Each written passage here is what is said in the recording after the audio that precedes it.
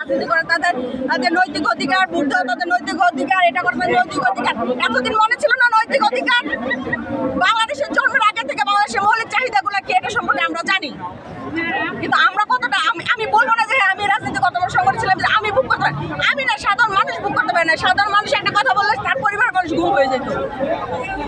সাধারণ একজন মানুষের এরকম অসংখ্য লোক আছে যে যার যদি 15 আগস্ট তার জন্মদিন হইতো, 15 আগস্ট কি বাংলাদেশের মানুষ জন্মগ্রহণ করে না?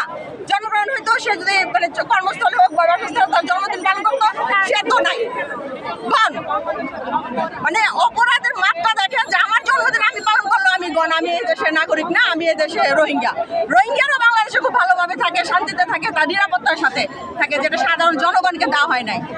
আর এই তারা সংখ্যালঘু বলে যে কথাটা বলতেছে, আমি সর্বপ্রথম সংখ্যালঘুতে বিশ্বাসী না, এটা সবাই বাংলাদেশি, সবাই আমাদের ভাই। সংখ্যালঘু বলতে কি সাধারণ যারা মুসলমান আমরা, আমাদের উপর হামলা হয় না, আমরা পারিবারিক বিবাদে জড়াই না, সমাজে একটা বিবাদে জড়াই না, সেখানে সংখ্যালঘুরা তো মানুষ, তাদের তো পারিবারিক বিবাদ হইতে পারে। কিন্তু এই আওয়ামী লীগ এটাকে এত বড় করতেছে, অথচ তারা যে 17 বছরে যে সংখ্যালঘুদের উপর অন্যায় অত্যাচার করেছে সেটা বিমান ভুলে গেছে। Thank you. আপনার যে আমার নিজেরই বন্ধুর ভাই, ছোট ভাই, তিনি নাকি গুম আর কি। আপনার এই সমস্ত কথাগুলো আপনার জনশ্রোতার মাঝখানে প্রভাব ফেলবে। সত্যের খবর থেকে আপনার অসংখ্য ধন্যবাদ। আপনাদের যে